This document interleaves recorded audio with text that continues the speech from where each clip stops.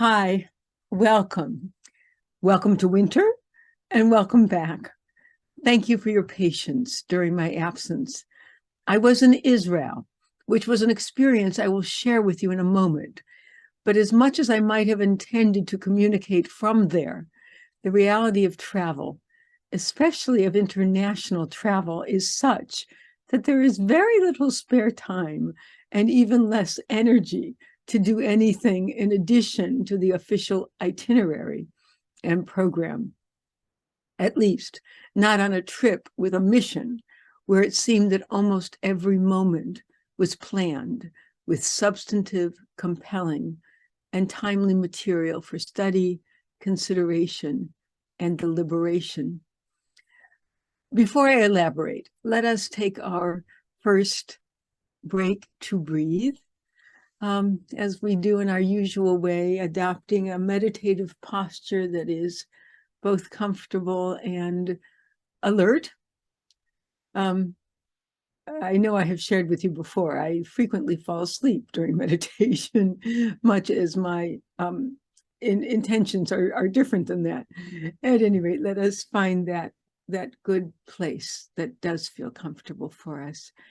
And I would invite us to do an inventory of the inside and the outside, to find those places that might resist the relaxation of this moment. It's a certain kind of relaxation. It can be an introduction to going to sleep, but if we can accomplish it, it's a relaxation to be available to a different kind of experience than that with which our days are usually filled. So let us possibly close our eyes, gaze softly on something that doesn't invite our active attention, and let us investigate what might be going on in our bodies, from the tops of our heads to the tips of our toes. And perhaps we can release.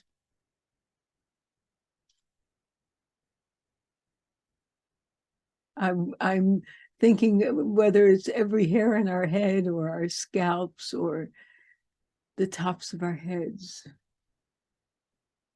and uncrease our foreheads. Let our jaws just hang loosely, releasing that tension that is so powerful. Let's imagine that we can wiggle our ears, even if we cannot. Relax our tongues. Perhaps the strongest muscle in the whole body. We use it constantly. And let us release our necks with a bit of a roll from one side to the other, with the intention of letting go of some of those baked in kinks in our necks and in our shoulders, which are also prime candidates for stress. And we can release those. And perhaps even imagine that for a moment we are releasing the burdens, the worries, the concerns that we carry on our shoulders. Let us allow them to drop off, knowing that they will return. But for these next few moments, let us consign them to a space that is far away from us.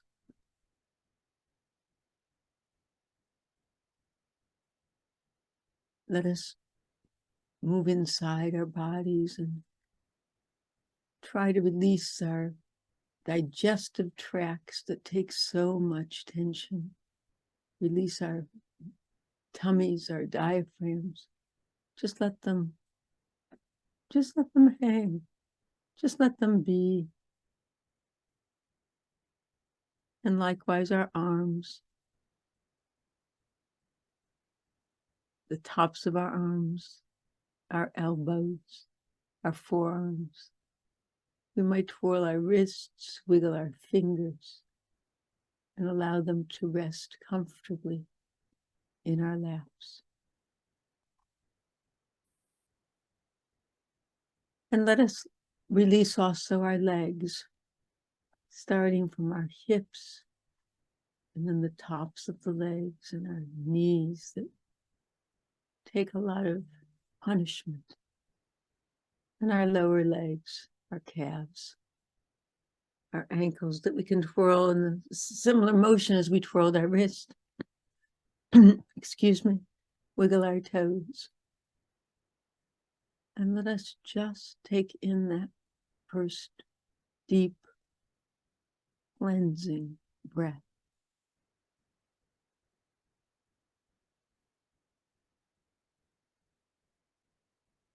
Feel it fill up all the places we just released. And even hold it an extra couple of seconds. And when we must, let us release.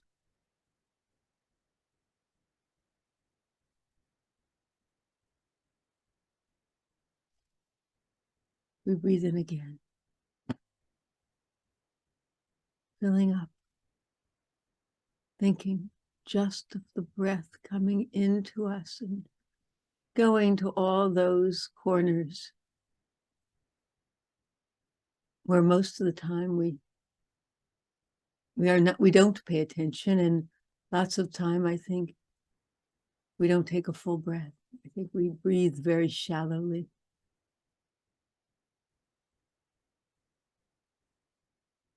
And once we are quite sure that we breathed in very deeply and enjoyed the sensation, we can even just blow it out. With the kind of feeling of blowing out all the stuff we don't want, all the stuff in which we're not interested, all the stuff that takes up room in our minds and our hearts and our souls. But let's breathe in again and think about that breath coming in, filling us up. It is such a gift.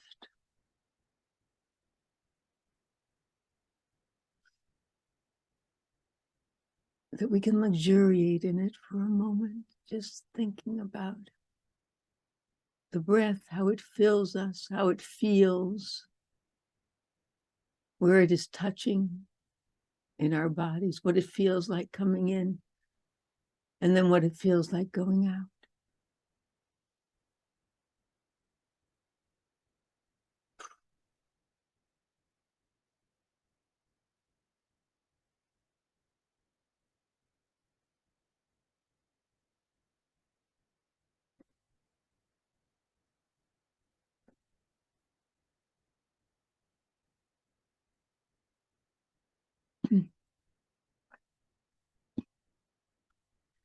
I have the privilege of serving on the Board of Governors of the Hebrew Union College.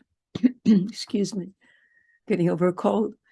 The Hebrew Union College is actually a misnomer of sorts, as it is not a college at all, but a seminary and a graduate school.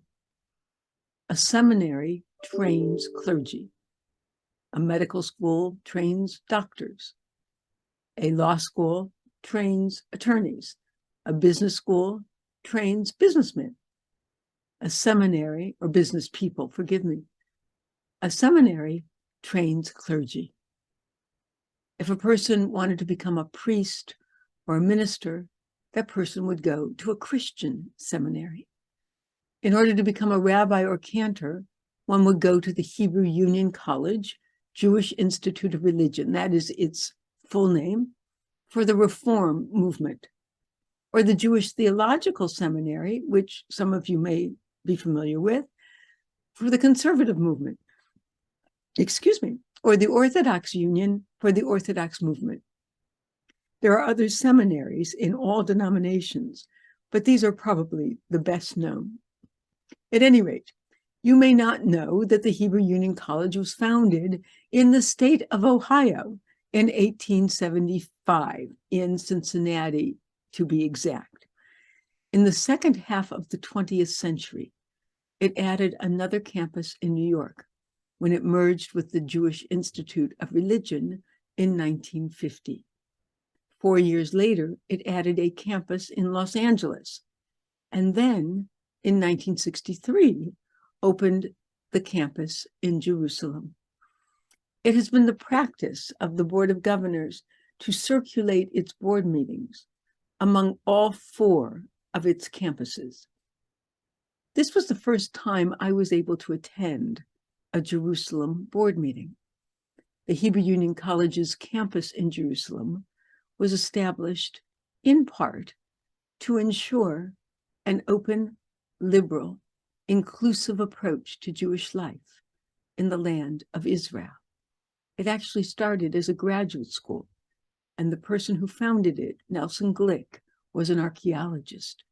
It has evolved into into a seminary, actually, and I'll talk more about that in a minute.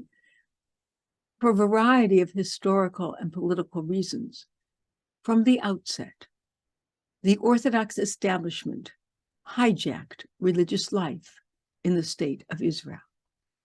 Nelson Glick, who served as the president of HUC, the shortened affectionate term for the Hebrew Union College, HUC, he served as president from 1947 to 1971, made it part of his administration to found a campus in Jerusalem and for a liberal approach to Judaism to begin to become a living presence in the state of Israel.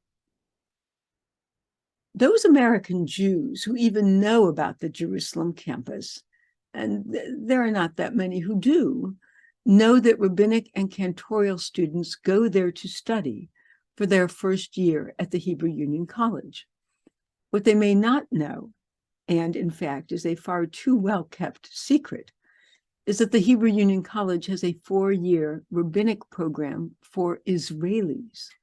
In other words, we have been training and ordaining liberal, progressive Israeli rabbis to be leaders of a pluralistic, inclusive, and tolerant Judaism in Israel.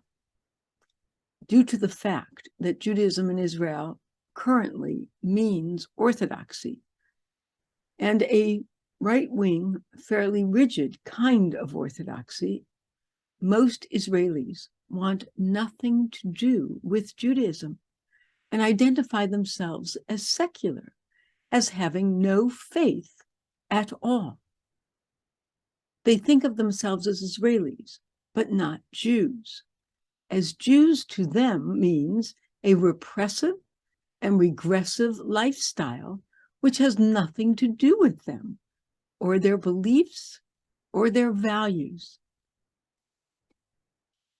It is in this culture that a rational, coherent, liberal, and open-minded approach to Judaism has great promise. And that is what the Hebrew Union College is offering, even with an address that puts it next to the King David Hotel. The Hebrew Union College is not well known in Israel, and its effect is incremental. But I had the privilege of witnessing the ordination of 5 new Israeli rabbis and the sheer joy and exuberance of it was remarkable and unforgettable. Here were 5 individuals, 4 women, and 1 man, who were choosing the rabbinate in most instances as a second career, but in all instances who are mature adults. These are people who have done their army service, they have done their post-service college work, and they are going back as mature adults. People who had sacrificed, studied, trained, and then gone out to find congregations of people that they could serve, because there's no congregational system in Israel as we have in the United States. And to find these people who actually crave a spiritual life, a non-traditional, creative, rooted in Jewish tradition, inspiring spiritual life, and to create with them experiences that resonate and are meaningful. Such efforts may not result in formal organizations, again, according to a congregational system like we have here, as Israeli rabbis must be resourceful and entrepreneurial in order to sustain themselves. One has to be extraordinarily committed to the cause of liberal Jewish life to pursue such a course.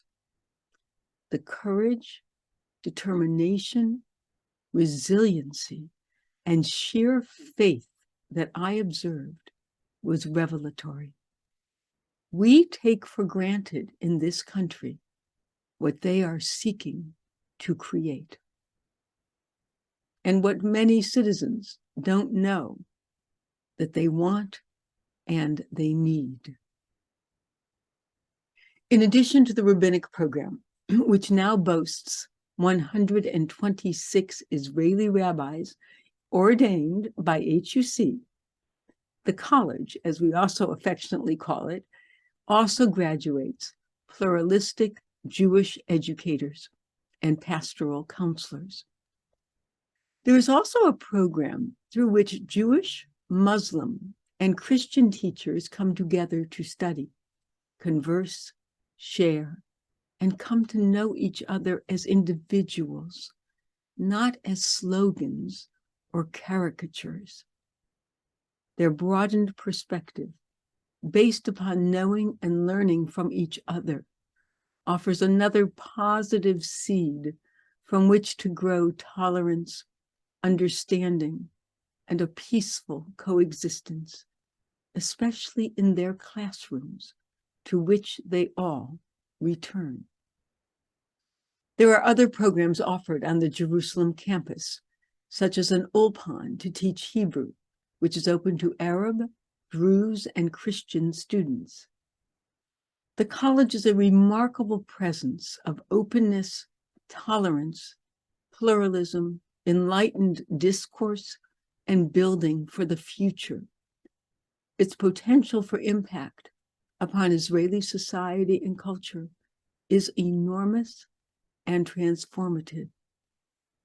Every newly ordained rabbi, every newly certified teacher, every young person who perceives a different approach to Judaism because of their interaction with the Hebrew Union College is helping to build a Jewish state in which all Jews are equal, all of its citizens live peaceably with each other, and in partnership with Jews all over the world, is living the age-old ideal of our tradition to be an or legoyim, a light to the nations. I was inspired and uplifted by this trip, even while I recognize the challenges that are ahead of us. So let us take another break to breathe, animated by a sense of the everyday potential for miracles to happen by dint of sheer hard work, determination, and belief in a better vision of what we can be. Let us take our postures, resume our postures, and breathe in possibility.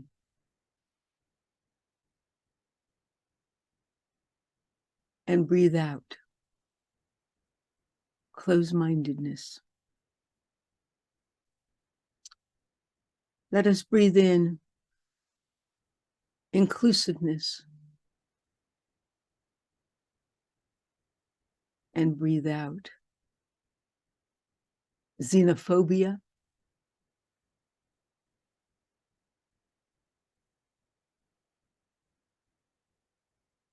let us breathe in promise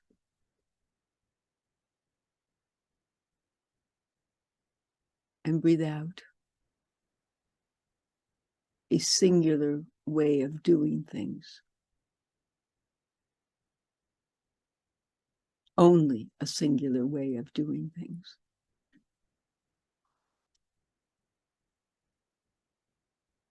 Let us breathe in potential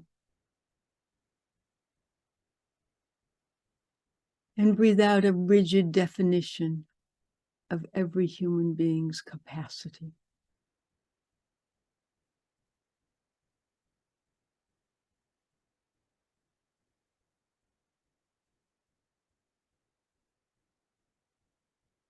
Let us breathe in, reaching out to others with openness and compassion. And let us breathe out the shunning of anyone who does not fit a preconceived mold.